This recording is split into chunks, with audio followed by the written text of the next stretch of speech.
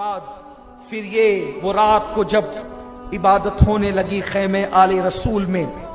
کوئی تلاوت کر رہا ہے، کوئی سجدے کر رہا ہے، مولا حسین سبحان ربی الاعلیٰ کے نغمے گنگنا رہے ہیں، عبادتوں پہ عبادتیں ہو رہی ہے، پتہ نہیں کیا لطف اور لذتیں آئی ہوگی اس سبحان ربی الاعلیٰ کی آخری صداؤں میں۔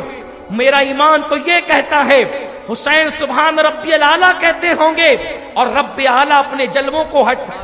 جلووں سے پردے ہٹا کر کے حسین کو دیدار کراتا ہوگا، اس لیے کہ جن کے رتبے ہیں سوا، ان سے سوا مشکل ہے۔ مولا حسین آقا حسین سجدے میں ہیں، تلاوت قرآن ہو رہی ہے، عبادتیں ہو رہی ہے، استغفار ہو رہے ہیں۔ اب اس کے بعد دوسری رات ہم نے نہیں دیکھنا ہے، اللہ اللہ، لیکن حسینیوں تم بھی اس نقل کو زندہ کرو،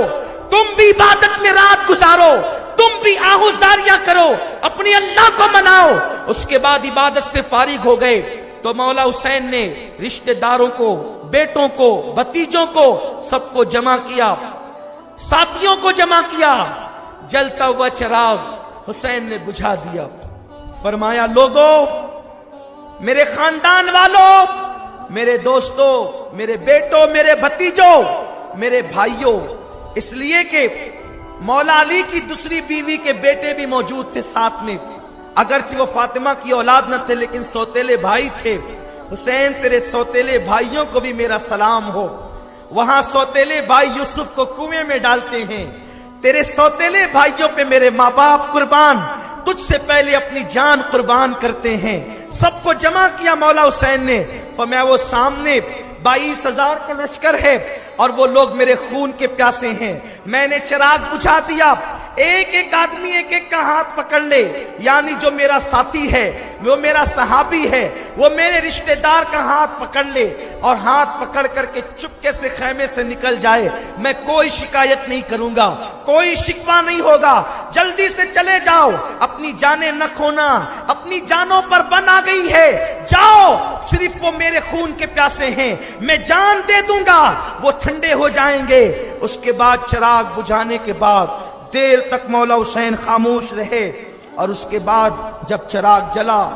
تو آنسوؤں کی لڑیاں تھی، خیمے میں ہچکیاں تھی۔ مولا حسین نے کہا تم گئے نہیں؟ کہا حسین کیسی بات کرتے ہیں، کل فاطمہ کو منہ کیا دکھائیں گے، مولا علی کو منہ کیا دکھائیں گے، یہی کہیں گے آپ کے بیٹے کو مصیبت میں چھوڑ کر بھاگ گئے تھے۔ مولا حسین ہمارے خون میں کا ایک بھی قطرہ جب تک باقی ہے ہم آپ پر آنچ نہیں آنے دیں گے، ہم بھاگنے اور جانے والے لوگ نہیں۔ تم سے پہلے کربلا میں ہمارے لاشیں گریں گے، تم سے پہلے کربلا میں ہماری جانیں کٹے گی، تم سے پہلے کربلا میں ہمارا خون بہے گا۔ میں کہتا ہوں ان کے فیصلے کو سلام، اگر وہ یہ فیصلہ نہ کرتے تو شاید معاذ اللہ آج اتنے احترام سے ان کا ذکر نہ ہوتا، اس شان سے ان کے تذکرے نہ ہوتے۔ اللہ اللہ، پھر یہ ہوا مولا حسین نے بڑی دعائیں دی اور پھر اس کے بعد مولا حسین ان کے خیمے سے نکلے اور خواتین کے خیمے میں گئے، ساری صورتحال رکھی۔